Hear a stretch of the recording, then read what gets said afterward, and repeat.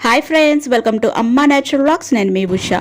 ఈరోజు మన ఛానల్లో ఎండు చేపలు లేదా నెత్తళ్ళు ఎలా క్లీన్ చేసుకోవచ్చో చూద్దామండి. టేస్ట్ అయితే చాలా బాగుంటుందండి. అయితే కొత్తగా వంట నేర్చుకునే వాళ్ళకి ఈ నెత్తళ్ళను ఎలా క్లీన్ చేసుకోవాలో తెలియదు కాబట్టి ఈరోజు వీడియో అయితే వాళ్ళ కోసమే చేస్తున్నాను. నాన్ వెజ్ బాగా ఇష్టపడేవారు కంపల్సరీ వీటిని కూడా ఇష్టపడతారండి. టేస్ట్ అయితే అంత బాగుంటుంది. అయితే చాలామందికి ఈ రోజుల్లో వీటిని ఎలా క్లీన్ చేసుకోవాలో తెలియదు.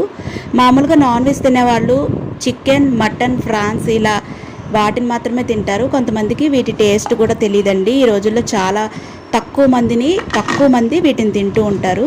మా ఈస్ట్ గోదావరిలో అయితే ఇవి ఎక్కువగా వస్తూ ఉంటాయి కాబట్టి ఇటు సైడ్ వాళ్ళందరికీ కూడా వీటి గురించి తెలుసు. చాలామంది కేఎఫ్సీలో చుట్టూ తిరుగుతూ ఉంటారు కదా, కేఎఫ్సీలో చికెన్ అంటే బాగా ఇష్టంగా తింటారు. అలాంటి వాళ్ళకు ఒకసారి ఇది చేసి పెట్టండి, కర్రీ చేసి. ఒక్కసారి ఈ కర్రీ టేస్ట్ చూసారు అంటే కేఎఫ్సీ వైపు వెళ్ళడమే మానేస్తారండి. టేస్ట్ అయితే అంత బాగుంటుంది. కానీ చాలామందికి వీటిని ఎలా క్లీన్ చేసుకోవాలో తెలీదు. ఈరోజు వీడియో వాళ్ళ కోసమే చేస్తున్నానండి. వీటిని చాలా సింపుల్గా మనం క్లీన్ చేసుకోవచ్చు. ప్రొసీజర్ని స్టార్ట్ చేసేద్దాం. అంతకన్నా ముందుగా మన ఛానల్ని ఫస్ట్ టైం ఎవరైనా చూస్తున్నట్లయితే సబ్స్క్రైబ్ చేసుకోవడం మర్చిపోకండి. అలాగే పక్కనే ఉన్న బెల్ ఐకాన్ని యాక్టివేట్ చేసుకోండి. ఈ నెత్తళ్ళను మనం మార్కెట్ నుంచి తెచ్చుకున్న వెంటనే మనం ఎండలో పెట్టుకోవాలండి. ఒక రోజు మొత్తం గట్టి ఎండలో పెట్టడం వల్ల ఇవి బాగా డ్రై అవుతాయి.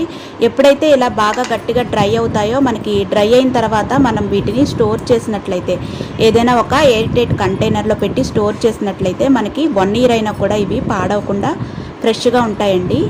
అయితే ఈ నెత్తళ్ళు ఏవైతే ఉన్నాయో వీటినే ఎండు చేపలను కూడా అంటారు. అంటే చేపలను, చిన్న చేపలు ఉంటాయి కదా, చేపలను బాగా ఎండబెడితే ఇలా నెత్తళ్ళలా రెడీ అవుతాయి అన్నమాట. మనకి చేపకి తల అలాగే తోక ఉంటుంది కదా, ఈ తలని అలాగే తోకని తీసేస్తే మనకి క్లీనింగ్ అనేది అయిపోతుందండి. నేను ఇక్కడ చూపిస్తున్న విధంగా తల ప్లస్ తోక రెండు కూడా తీసి పారేయండి. ఈ తల తీసినప్పుడు మనకి తలకి అడుగున కొద్దిగా నల్లగా చిన్న పార్ట్ ఉంటుందండి. ఆ పార్ట్ని కూడా నల్లగా ఉన్న పార్ట్ని తీసేయాలి. ఇలాగా నల్లగా ఉన్న పార్ట్ని తీసుకోవడం వల్ల, తీసి పారేయడం వల్ల మనకి కర్రీ చేసుకున్నప్పుడు టేస్ట్ అనేది చాలా బాగుంటుందండి. ఈ నల్లగా ఉన్న పార్ట్ను పూర్తిగా తీసి పారేస్తేనే మనకి క్లీనింగ్ అనేది కరెక్ట్గా అవుతుందండి. ఇలా పూర్తిగా క్లీన్ చేసుకున్న తర్వాత మనం వీటిని ఒక ఎయిర్ టైట్ కంటైనర్లో పెట్టి స్టోర్ చేసుకుంటే సరిపోతుంది. వీటిని మనం ఎందులోన్నా వేసుకోవచ్చండి. మామూలుగా కర్రీస్లో అంటే కూరగాయలతో కలిపి కొంతమంది వండుకుంటూ ఉంటారు. అలా ఏదైనా కాంబినేషన్లో చేసుకోవచ్చు, లేదంటే నార్మల్గా ఇగురులాగా కూడా చేసుకోవచ్చు. టేస్ట్ అనేది చాలా బాగుంటుందండి. ఇలా పూర్తిగా క్లీన్ చేసుకున్న తర్వాత మనం ఒక ఎయిర్ టైట్ కంటైనర్లో పెట్టి స్టోర్ చేసుకుంటే సరిపోతుంది. అయితే మనం కర్రీ చేసుకునేటప్పుడు మాత్రం వీటిని తీసి బాగా క్లీన్ చేసుకోవాలండి. అది ఎలా అంటే మనం కర్రీ చేసుకునే ముందు ఒక 1/2 hour ముందు మనకి ఎన్ని కావాలో అన్ని నెత్తళ్ళను తీసుకుని మనం గోరువెచ్చని నీళ్ళల్లో వీటిని వేయాలండి. నీళ్ళల్లో వేసిన తర్వాత ఒక 15 minutes పాటు అలానే వదిలేయండి. 15 minutes తర్వాత వీటిని శుభ్రంగా వాష్ చేసుకోవాలండి.